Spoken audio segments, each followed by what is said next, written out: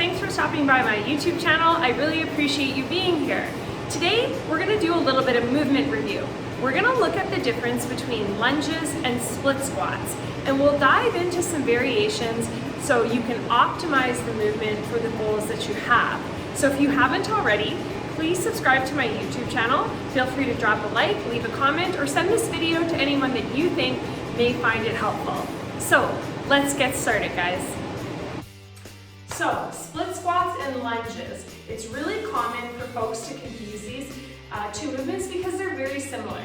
So let's just take a quick look at the main difference between these movements and then dive into some different variations and ways that you can optimize it for the goals that you have. So your split squat is your stationary movements. We're gonna get set into our stance.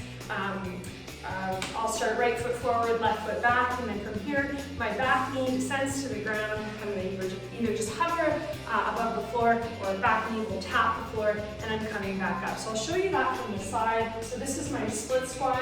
So again, I've got a stationary movement. I'm not traveling forward or backwards.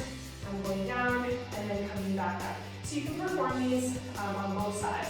So that's your basic split squat. Your lunge. So this is where we'll get a little bit of a forward, or we can go reverse. So I'll start with my feet together, and in the reverse lunge, I'm going to step my leg back. Same idea, the knee is just going to hover above the ground or kiss the floor. Again, you can perform it on both sides. So from the front here, standing tall, I'm going to descend back, and then come to forward.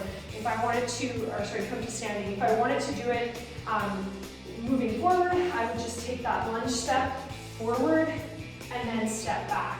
You can also perform a walking lunge, so constantly moving forward in those lunges, okay? So in terms of variations for your split squats and for your lunges, you can do an elevated movement. So if you want to add a little bit more of a challenge or a little bit more, say, a range of motion, we can use a plate for our split squats.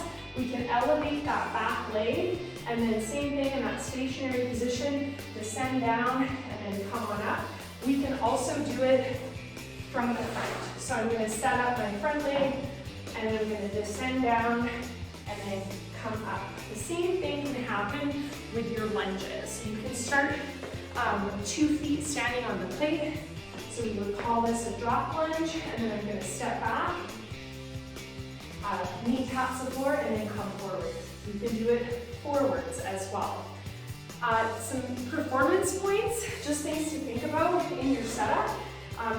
So for split squats, and this actually can apply across the board with your lunges as well. Obviously, when we're moving with lunges, there's a bit more of a stability component because we are moving, but really similar setup points across the board. So for our split squat, I'm gonna recommend to clients that they start about shoulder width apart, so their stance should be about shoulder width apart. We don't want to set up so that our feet are stacked on top of each other, tracking in a straight line like this, right? There's no stability here. It's not really a natural position either, like in terms of how we stand. So I'm going to set up shoulder width apart. I like to angle that front foot in about 45 degrees. And actually, same thing with the back leg. I'll just give it a slight angle. You can play with what feels best here. And then from here, couple different things that we can do. With a longer stance in that split squat and a very upright torso, we're gonna work with a more vertical shin, just straight up and down. We're gonna feel this in our quads a little bit more. If I take a slightly shorter step and have about a 45-degree angle with my torso slightly leaning forward, again, shorter stance, drop from here, straight up, gonna feel it in my glutes a little bit more. So again, longer stance, more upright torso, more quad driven, shorter stance, a little bit more glute driven, okay? So in terms of like where you can hold your weight for your lunges and your split squats, we can hold dumbbells, farmer style. We can hold a goblet, kettlebell, or a dumbbell goblet style, back wrap, front wrap.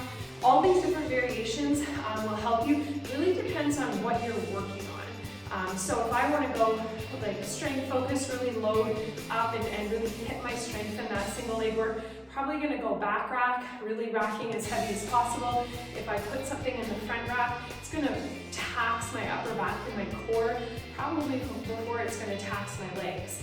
And then if I'm going really high volume, I'm going to condition my legs, condition my glutes. I'll probably hold dumbbells or go goblet style, again, to get out more reps and sort of hit that different target as opposed to going heavier. So some things to think about, lots of different variations. If you're ever curious, you can certainly ask the coach that you're working with, why am I doing it this way? What is the purpose of this? And then of course, you can always reach out here. If you have any questions about this, please leave a comment. Let me know if you found this helpful. I'd love to hear from you, and for sure share this video with anybody that you think may find it helpful. Thanks for stopping by, guys.